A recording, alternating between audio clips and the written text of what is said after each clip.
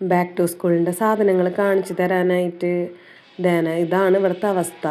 കുറേ പ്രാവശ്യം ഞാൻ ഇതൊക്കെ ഒതുക്കി വെക്കുന്നു, പിന്നെയും വന്നത് തട്ടിമറിച്ചിടും. എപ്പോഴും ഇങ്ങനെയാണ് കേട്ടോ. ഇവിടെ എപ്പോഴും ഇങ്ങനെ ഒച്ചയും ബഹളമൊക്കെ ആയിട്ടാണ് ഇവിടെ ഇരിക്കുക.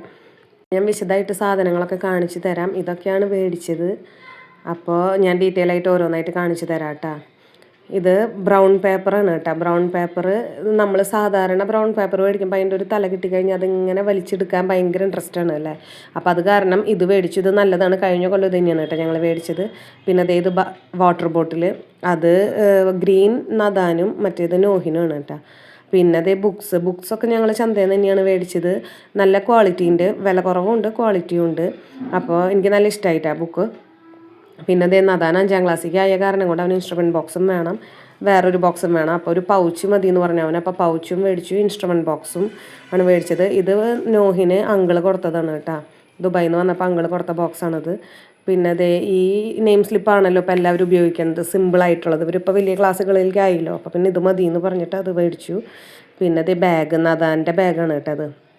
നദാൻ ഇത് മതിയെന്ന് പറഞ്ഞു. നോഹിന് വാശി പിടിച്ച് മേടിച്ച ബാഗാണിത്. ചേട്ടൻ കുറേ പറഞ്ഞത് മേടിക്കണ്ടാന്ന്, അവൻ്റെ വാശിക്ക് മേടിച്ചതാണ്.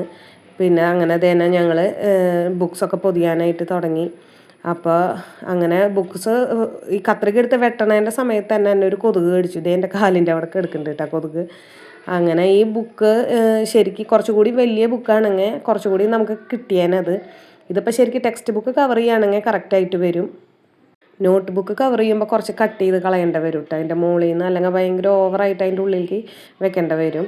അത് കാരണം കൊണ്ട് കുറച്ച് കട്ട് ചെയ്ത് കളഞ്ഞതിന് ശേഷമാണ് ഞാൻ ഇത് കവർ ചെയ്യണത്. ഇത് കവർ ചെയ്യുമ്പോഴും എന്ത് പണിയെടുക്കുമ്പോഴും ഇവരെ ചീത്ത പറഞ്ഞിട്ട് വേണം എനിക്ക് പണിയെടുക്കാനായിട്ട്.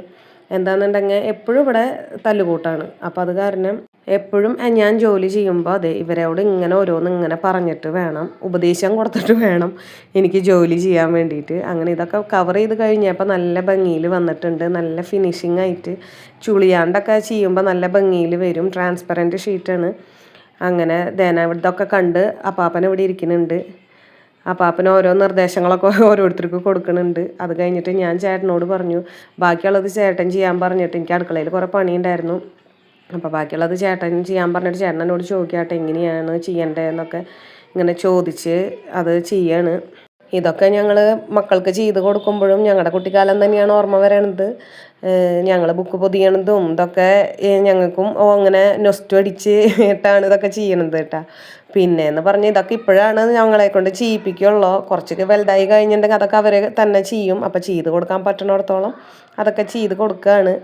പിന്നെ അങ്ങനെ നെയിം സ്ലിപ്പൊക്കെ ഒട്ടിച്ച് ഞാൻ ചേട്ടനോട് പറഞ്ഞു ഞാൻ പോട്ടെ, ബാക്കിയുള്ള ബുക്കൊക്കെ ചേട്ടൻ കവർ ചെയ്യാൻ പറഞ്ഞിട്ട് ഞാൻ ചേട്ടൻ്റെ കയ്യിൽ കൊടുക്കുകയാണ്.